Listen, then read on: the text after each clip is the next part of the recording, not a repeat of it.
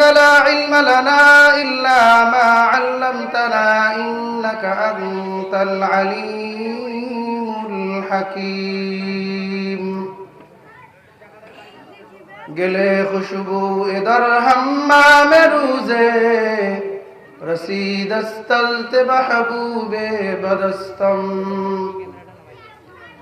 بدو گفتن کی مشکی آبیری کہ از بوئے دلاویز تمستم بگفتا من گلے ناچیز بودم ولیکن مدت باگل نشستم جمال ہم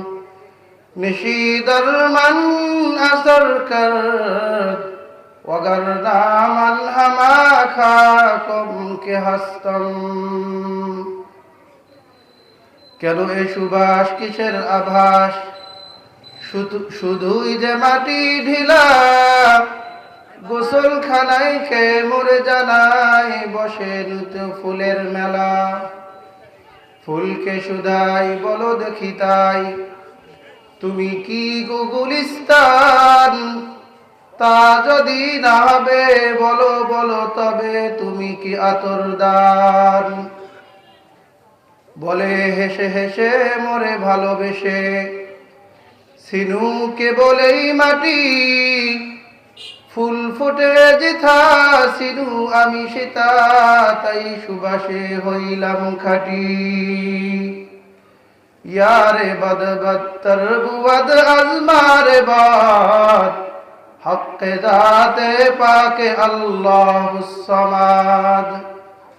ইয়ারে বদ আরতু রাসুয়ে জাহিম ইয়ারে নেকু গিরে তায়া বিনাইম সকল প্রশংসা সেই মহান রব্বুল আলামিনের জন্য যে আল্লাহ সুবহানাহু ওয়া তাআলা অত্যন্ত মায়া করে দয়া করে ইসলামী সম্মেলনে উপস্থিত হওয়ার তৌফিক দান করেছেন এজন্য শুকরিয়া আদায় করে আলহামদুলিল্লাহ লক্ষ কোটি দরুদ ও সালাম বর্ষিত হোক মানবতার মুক্তির দূত মুক্তির দিশারি যার মাধ্যমে আল্লাহ তাআলা তার দ্বীনকে প্রতিষ্ঠা করেছেন সকলেই সংক্ষিপ্ত দরুদ ও সালাম পাঠ করে সকলে বলি সাল্লাল্লাহু আলাইহি ওয়াসাল্লাম আল্লাহ তাআলা এই মাহফিলের আয়োজক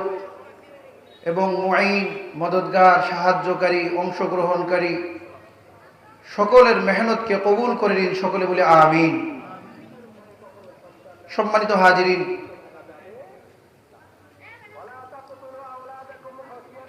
আমি যে কবিতাগুলো পাঠ করেছি তার অনুবাদ সেটাও বর্ণনা করেছি শেখ সাদি রহমতুল্লাহ আলাইহি তিনি গাছের নিচে কিছু মাটি পড়া ছিল মাটি ছিল গাছের নিচে মাটি থাকে না তো ফুল সুবাস ছড়ায় সেই ফুল পড়তে পড়তে মাটির উপরে ওই মাটিগুলো সুগন্ধি হয়ে গেছে তো মাটিকে জিজ্ঞাসা করছে তুমি কি কস্তুরী তুমি কি আতরদান তোমার মধ্যে এত সুবাস কোথা থেকে আসছে সে বলছে যে আমি কোনো আতরদান নই কোনো আতর নই কিন্তু কিছুদিন আমি এই ফুলের সংস্রবে ছিলাম যার কারণে আমি সুগন্ধযুক্ত হয়ে গেছি বলেন সুবহানাল্লাহ সুতরাং যারা ভালো মানুষের পাশে থাকে রাসূল করিম সাল্লাল্লাহু আলাইহি ওয়াসাল্লাম ভালো মানুষ এবং মন্দ মানুষের সংস্রবের দৃষ্টান্ত পেশ করেছেন যে আতর বিক্রেতা এবং ওই যে হাপরওয়ালা কামার তাদের সাথে কেউ যদি আতর বিক্রেতার কাছে যায় কিছুক্ষণ থাকে ঘ্রাণ পাবে কিনা বলেন আতর না কিনলেও ঘ্রাণ পাবে আর যদি একটু লাগাই দেয় দেখেন কেমন তাহলে তো মাশাআল্লাহ ঘ্রাণ নিয়ে চলে আসে আর কেউ যদি কামারের দোকানের পাশে থাকে কাপড় না পরলেও কমপক্ষে দুর্গন্ধ কি আছে তো ঠিক যারা আল্লাহ ওয়ালাদের সঙ্গে চলে আলেম ওলামাদের সোহবতে আসে সংস্রবে আসে আল্লাহ তাআলা তাদের এই মজলিসকে এমন দামি করে যে আল্লাহ তাআলা তাদের জীবনের গুনাহগুলোকে মাফ করে দেন বলেন সুবহানাল্লাহ যে একটা মানুষ ভালো নাকি মন্দ এটা চেনার জন্য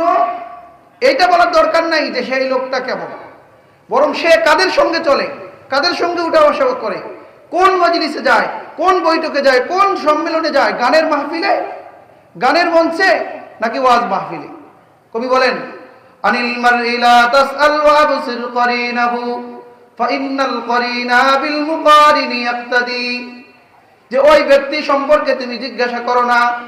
যে ওই লোকটি কেমন, কেননা ফাইন্নাল করিনা বিল মুকারিনি ইয়াক্তাদি, কারণ যে যার সঙ্গে চলে, যে যাকে বন্ধু গ্রহণ করে, সে তার অনুসরণ করে। বন্ধু যদি বলে এক জায়গায় চলো, না গেলে বন্ধুত্ব থাকবে? বলেন। কবি বলেন, ইন কানা শাররান ফাজান্নিবুহু সুরআতান। তুমি যার সঙ্গে চলতেছো সে যদি দুষ্ট প্রকৃতির লোক হয়, খারাপ লোক হয়, বেনামাজি হয়, গুনাহগার হয়, বেনামাজি হইয়া গুনাহের মধ্যে লিপ্ত এমন মানুষের সঙ্গে তুমি চলাফেরা করো, তুমি নামাজি হইলে তোমাকে বেনামাজি বানাই দিবে, তোমাকে গান দেখার মধ্যে অংশগ্রহণ করাবে। ফাজান্নিবুহু সুরআতান, তুমি সঙ্গে সঙ্গে তার থেকে কেটে পড়ো। ওয়া ইন কানা খায়রান ফাকারিনহু তাহতাদি, আর যদি ভালো মানুষ হয় তাহলে তুমি তার সঙ্গে সঙ্গ দাও, সে তোমাকে হেদায়েতের পথ দেখাবে। বলুন সুবহানাল্লাহ। নবীজি বলেছেন, লা তুসাহিব ইল্লা মুমিনা ওয়া লা ইয়াকুলুত তাআমা ইল্লা তাকিয়া।